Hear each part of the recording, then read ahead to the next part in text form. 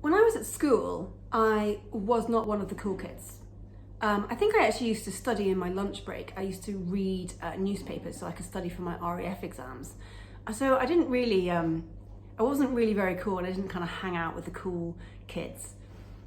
And then when I joined the Air Force, I did have friends, don't get me wrong, but whether I liked it or not, I was different to a lot of them because I was a female.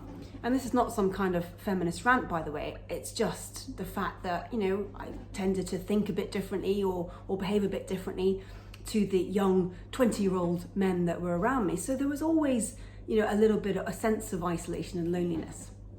Suffice to say, there's been a lot of times in my life where I have struggled with rejection, and I have desperately craved to be part of a tribe.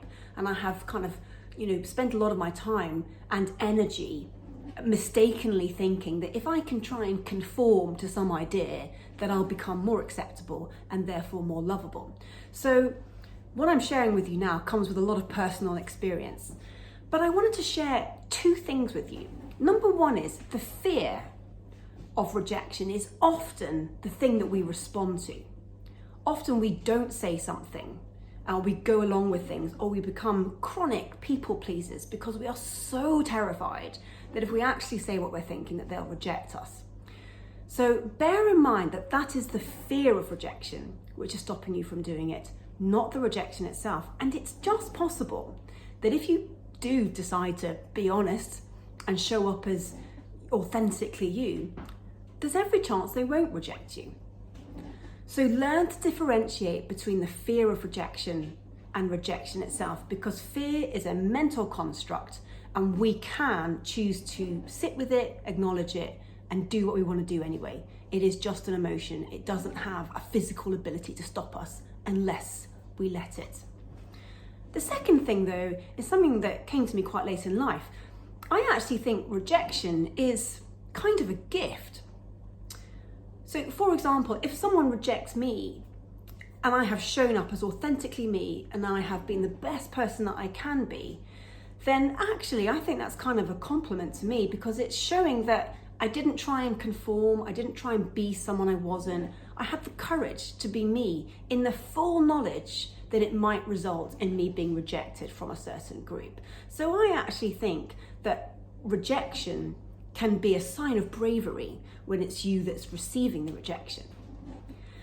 But I also think that allowing other people to reject us is one of the bravest and greatest gifts that we can give to people. And I really do see that in sort of leadership and parenting and relationships, where if we are obsessed with making people agree with us all the time and love us, we're actually kind of crowding them and we're not letting them be who they authentically are. So actually, we need to be able to let other people reject us too, and acknowledge it doesn't make us bad people and it doesn't make them bad people either.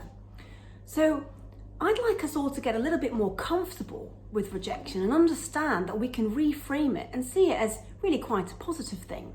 Now, of course, if you've been rejected because you've been a plonker and you've behaved badly, well, maybe that's a time for you to review your behaviours and see if you want to change them.